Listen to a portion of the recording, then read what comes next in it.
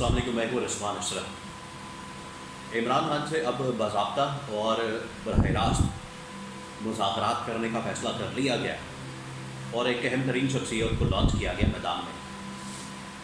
देखिए, हालात इस तरह के बन चुके हैं कि इसमें मुज़ाकरात के अलावा, बातचीत के अलावा, और आज तो मरियम नवाज़ ने भी ये बात कर दी कि हमें मुल्क में इंतकामी सियासत को ख़त्म करना है। ये बड़ी अहम बात है जो कि मरियम नवाज़ ने की है। तो अब बराह रास्त मुज़ाकरात, इमरान खान के साथ बातचीत और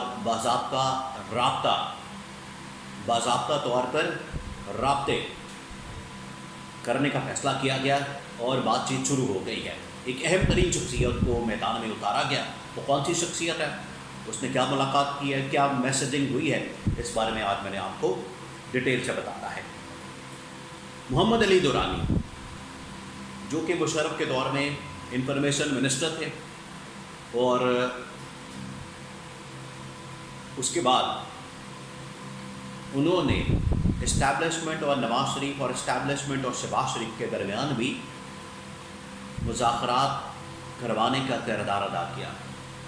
जिन दिनों में नवाज शरीफ और शहबाज शरीफ जेल में मौजूद थे, नवाज शरीफ कोट लखपत जेल में मौजूद थे, वहाँ पर मोहम्मद अली दुरानी ने मुलाकात की और ना सिर्फ इस्टेब्लिशमेंट का पैगाम नवाज शरीफ को पहुँचाया, बल्कि नवाज शरीफ का पैगाम इस्टेब्लिशमेंट तक पहुँचाया, और दोनों के दरमियान एक मुज़ाकरात, बातचीत और सुलह वगैरह सुलह सफाई करवाई।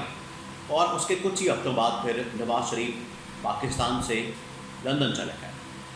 अब इसी मोहम्मद अली दुरानी को दोबारा से मैदान में उतारा गया और मोहम्मद अली दुरानी ने ऐवान सदर में सदर आरिफ अलवी के साथ पहली मुलाकात की है। अब ये जो मुलाकात हुई है, ये बड़ी अहम तरीन मुलाकात है, जिसमें मौजूदा सियासी सूरत हाल और ख़ास तौर पर इमरान खान के साथ बातचीत और मुज़ाकरात के हवाले से डिस्कस किया गया। और मोहम्मद अली दुरानी ने खुद आके मीडिया में ये बात बता दी है कि इस हवाले से मुज़ाकरात शुरू हो गए हैं इमरान खान के साथ, और हमें पाकिस्तान के अंदर टेम्परेचर को लो करना है, सियासी माहौल को थोड़ा ठंडा करना है और मुल्क को आगे की तरफ लेकर जाना है, और ये जो सियासी अदब इस्तेहकाम है इसको ख़त्म करना है, मुल्क के अंदर सियासी बेयकीनी और बेचैनी इसको ख़त्म करना है। इसके लिए मुज़ाकरात करना और पैचअप करवाना बड़ा ज़रूरी है। और मोहम्मद अली दुरानी ने कहा कि इस हवाले से मैंने बातचीत शुरू कर दी है और मुझे बाकायदा तौर पर मैंडेट मिला इस बात का। अगर मेरे पास मैंडेट ना होता, मैं कभी भी इस काम में ना पड़ता। तो इसका मतलब है कि मोहम्मद अली दुरानी को बाकायदा मैंडेट के तहत मैदान में उतारा गया और उन्होंने ऐवान सदर में पहली मुलाकात सदर आरिफ अलवी के साथ की है और इस्टेब्लिशमेंट का पैगाम सदर को पहुँचाया, और सदर का पैगाम जो है मोहम्मद अली दुरानी के ज़रिए से इस्टेब्लिशमेंट को पहुँचाया गया और ये मुज़ाकरात शुरू हो गए हैं।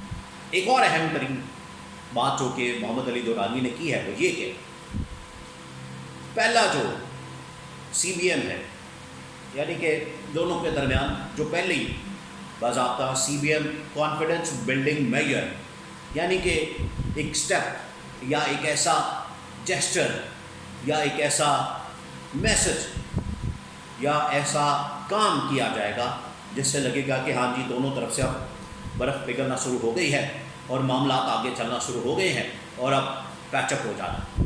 पहला जो स्टेप है वो नज़र आएगा आज या कल में, 1-2 दिन में आपको नज़र आ जाना है, और उससे आपको पता चलेगा कि आखिरकार इस्टेब्लिशमेंट और इमरान खान के दरमियान पैचअप के हवाले से बातचीत शुरू हो गई है और पैचअप की तरफ मामला चल पड़े हैं।